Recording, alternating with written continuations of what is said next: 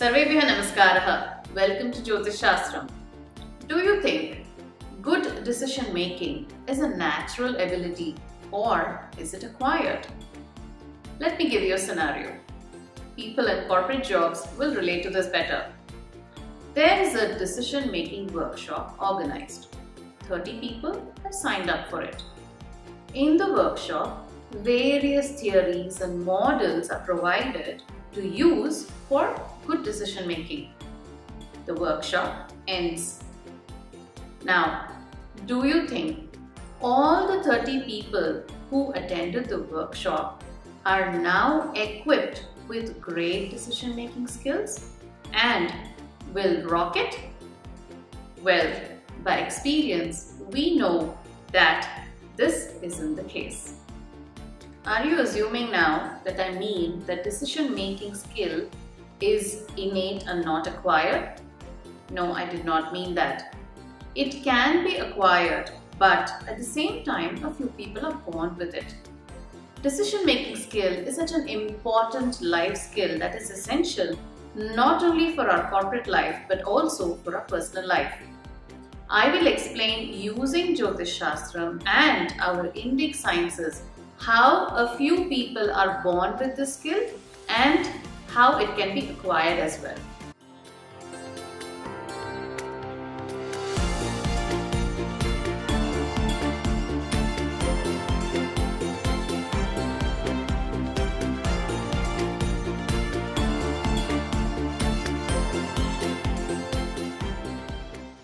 In Jyotish Shastram, looking at an individual's horoscope, it can be deduced if a person takes good decisions or bad decisions or cannot take a decision. There are a few important points to consider for this analysis. First is Lagna. Lagna, or the first house in a horoscope, represents the attitude and the head. Depending on the association of a benefic or a malefic graha in Lagna, we can understand the ability related to decision making. An example, if a benefic graha is posited or aspects Lagna, then the individual takes apt decisions. Secondly, Chandra graha is analyzed. Chandra governs the mind and its workings. Depending on the placement of Chandra and its strength, the skill can be deduced. Also, you need courage to make a decision. Mangala governs courage in an individual. Depending on the placement of Mangala and its strength, decision-making courage is analyzed. For instance, if Mangala is in Kataka, where the Graha has lost the power, then such individuals could find it difficult to gather courage to make decisions. These are a few high-level analysis points for you. Every horoscope is deeply studied and analyzed, considering the placement of grahas, aspects of grahas, lagna, and other bhavas holistically. Then a conclusion is made on the innate ability of a person's decision-making skill. If the horoscope indicates that an individual is bad at decision-making or is unable to make any decisions, then what next? How can this be changed, or how can such a skill be acquired? Jyotish Shastram provides you three important remedies, that are Mani, Mantra and Aushadha. Mani is gem therapy. As per the horoscope, the gems that suit and enhance this skill can be recommended. This is again very specific to horoscope and not a generic one. Mantra or sound medicine or sound healing or sound therapy. If an astrologer says mantra, then it is co-religious. But if it is given a name sound medicine or sound therapy, then it becomes hep or latest trend where people are open-minded to try. What people need to understand is our ancestors were so wise They knew which sound worked for which graha's influence and have provided their experienced knowledge in simpler terms as mantra.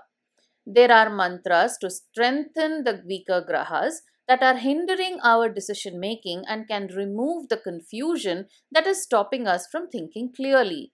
The apt mantras will be provided based on the horoscope analysis by an astrologer. Next is Aushadha or medicine. First type of medicine is our Indic science, Ayurveda, which is excellent in this regard. It has the wisdom about organs in our body that cause lack of courage, confusion in the mind, or anxiety. English medicine treats only the symptoms and reduces it temporarily and artificially, whereas Ayurveda heals the organ causing this insecurity and lack of courage. Issues in small intestine cause indecision, and issues in large intestine makes a person feel insecure. That's why it is called brain inside the gut, as the gut has a direct impact on the brain and can even change our thought process accordingly. That's why the question, what's your gut feel? You can now relate well to this statement. A healthy gut gives you the ability to be a good decision maker. Another Aushadha we have is yoga, which imparts the same message. Mooladhara chakra, the base chakra's function, is to provide contentment, stability, and hence it is called our foundation. When this chakra is imbalanced or blocked, then it leads to inability to take action or decision. The blockage in this chakra shows up in physiological symptoms such as digestive disorders, health issues, problems in colon, etc. Another chakra is Manipura chakra. This chakra gives clarity, self confidence, willpower, self assurance, knowledge, wisdom, and the ability to make correct decisions. Any imbalance in this chakra causes confusion and could lead us to taking wrong decisions. Physiological symptoms of Manipura chakra blockage are digestive disorders, circulatory disease, etc. Do you see the connection again between the gut and the brain?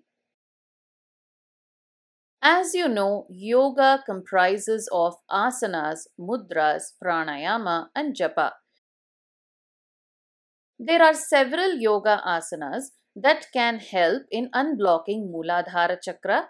One such asana is Virabhadrasana, and an example to balance Manipura chakra is Viparita Karni. There are many such restorative asanas that help balance these chakras, and you will see a difference in your thought process automatically. Mudras like Rudra Mudra that can open up Manipura chakra, pranayama such as Shitali pranayama or Nadi Shodhana pranayama also help balance chakras. Of course, japa or meditation as part of yoga is another way to get towards strong mental and physical health. The beauty of meditation is that it helps us to see within and automatically understand why the problem is occurring and help us rejuvenate our nervous system. It leads us towards the right actions, modifying lifestyle, sleep at the right time, wake up at the right time, and have a good dinacharya, that is, exercise, healthy routine, balanced diet, which will increase our gut health and in turn gives us the stability in mind to take the right decisions. To summarize, Jyotish Shastram gives you a way to analyze your abilities or weaknesses that you're born with, and it gives you various ways of solving the weakness. In this context, the decision making process. In Jyotish Shastram, horoscope analysis will indicate which remedy among money, mantra, or aushadha will work best for you. As we know, everybody is different, and the same way, every horoscope is unique, and hence the remedy is also customized accordingly. Decision making is always given importance at a later stage in life, that is, mostly in career or business. But shouldn't this be nurtured from childhood so that the kids grow up to have clarity of thought, stability, security, which makes them good decision makers? My professional advice is that the horoscope should be analyzed at the child's birth and appropriate remedies should be applied at the right phase in the kid's life. In fact, our ancestors' first step when a child was born was to create and analyze the horoscope of the child. I hope we continue to follow this tradition so that we consult the astrologer proactively and not only when the problem arises. Thanks for watching.